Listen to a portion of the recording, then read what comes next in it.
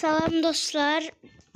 Bugün sizlerle beraber kasılma videosu çekirik. Yanımda bir oğlum var. Tanış. Salam dostlar, necəsiz? Məni tanıyanlar tanıyır. Adım Anka Samir, YouTube hesabım. Bəzi videolarım var. Mən sizə demişdim ki, dayı oğlum var. İndi o da ilk videosu olduğu için biraz heyecanlıdır. Ona göre danışa bilmir. Zorluq çəkir danışmaqda. Neyse, siz onun kanalına like atın, abone olun. Bu qədər.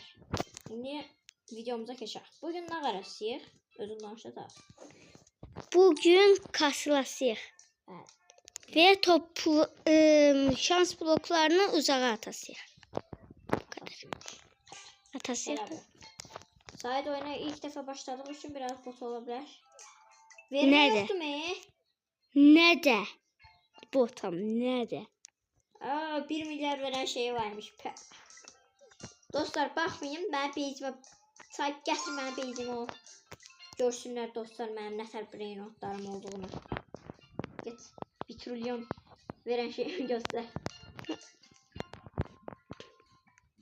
Dostlar görürsünüz də mənim peycimi nətərdir. Bomba fantastik yok. Üst katında var mı? Yok, alt katta da her şey. Oji şeyler.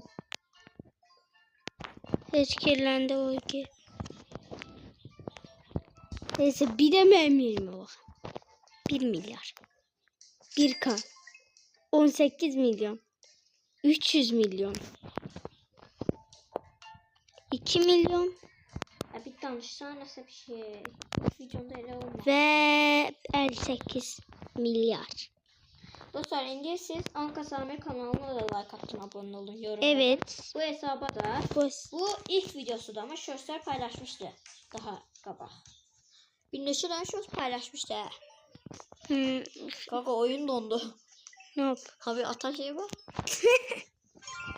Oradan gelmişim de ona göre.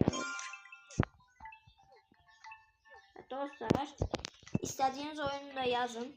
Yükleyip oynayabiliriz. Evet. Bizim ne var? Kasılırıq biraz bu oyunda. Hedefimiz nedir? Say sen hedefin nedir? Mənim hedefim oraya atmaq. Mənim hedefim də bugün kutsala aparmağı istəyirəm. Kutsala getmək. Buna ne kadar lazımdır?